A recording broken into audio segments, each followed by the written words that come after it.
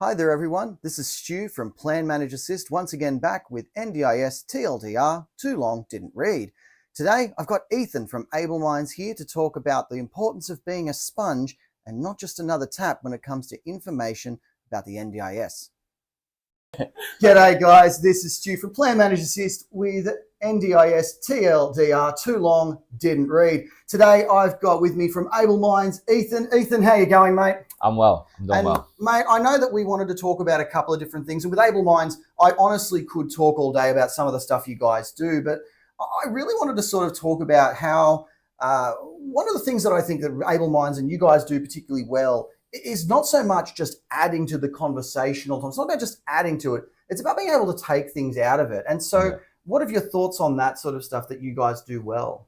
I think from the perspective of being within networking groups and within growing your business, listening rather than telling can also be just as important, in the sense of having an intention with listening to someone that you're meeting within the space that you're talking about, really does allow to build like relationships and connections with that person. Like being able to attend an event and not go there when everyone knows that you are selling a business or you're talking about what you guys do and actively promoting what you do, it becomes very repetitive when you attend certain events or expos.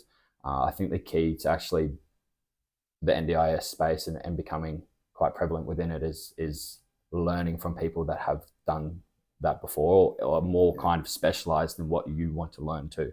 Coming into the space, I didn't necessarily know a lot about employment. I was able to learn that from Benyoni, who's our director, and I come from more of a support work background.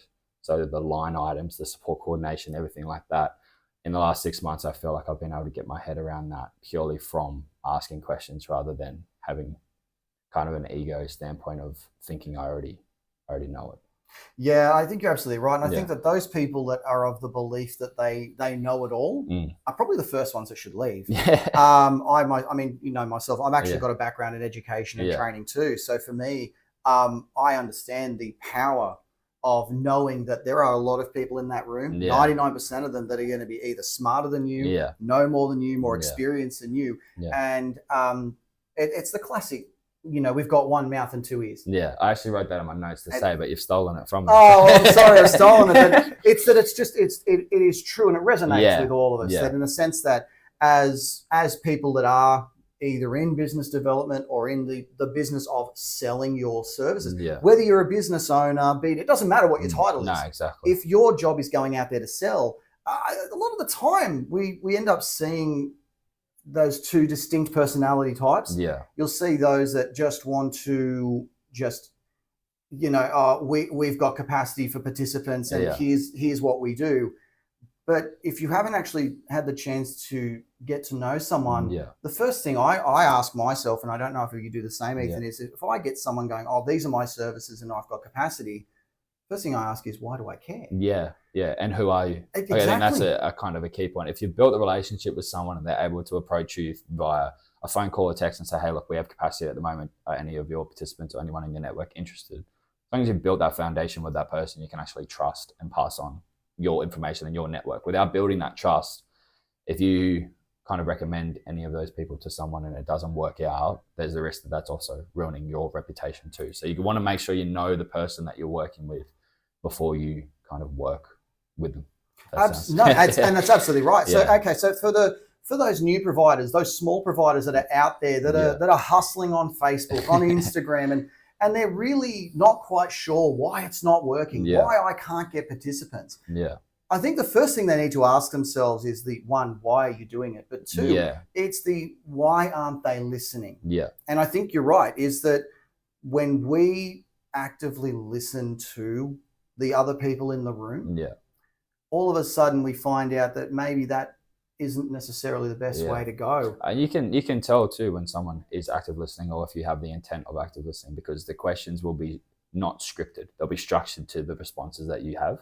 That's something that I found is really key, is having an intent when you go into a networking event, for example, and you know what you're looking for your company or you're looking for personally as well. A lot of stuff that I attend, I try and almost 60-40 it with business and personal because it gives a chance for me to learn.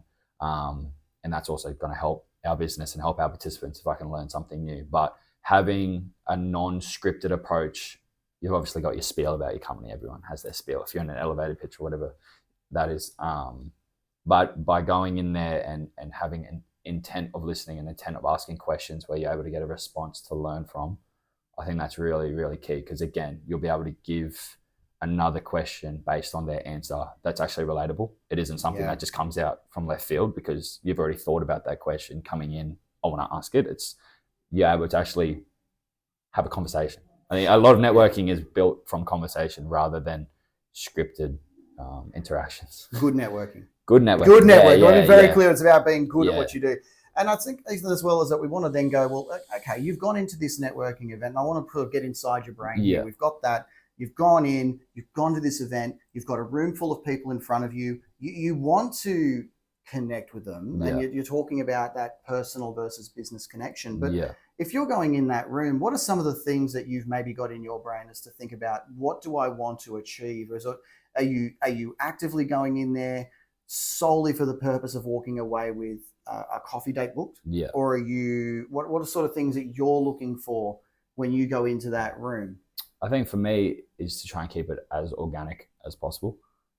Having intention to obviously build awareness for your brand and for your business is key, and that can just come through just conversation itself, whether that's just simply starting with a LinkedIn connection or a business card swap if that's what you're interested in. But for me personally, when I go to networking events, I would rather build a rapport with someone that when we all attend the next networking event, because we know that we don't just go to one a week, it's usually two, or at one point I was seeing certain people within the space more than I was seeing my own family.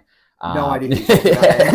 But I think building that kind of connection so that the next time you guys collaborate or you're at a networking event, you're at the forefront of their mind to be able to have that conversation of, oh, that's right, you guys do supported employment. I was actually just talking with a participant support coordinator yesterday about supported employment, and you guys came to mind. And so it isn't until the second or third interaction where you might start to see the fruition of what you first build, and really not having the intent of, hey, like you said earlier, we have capacity.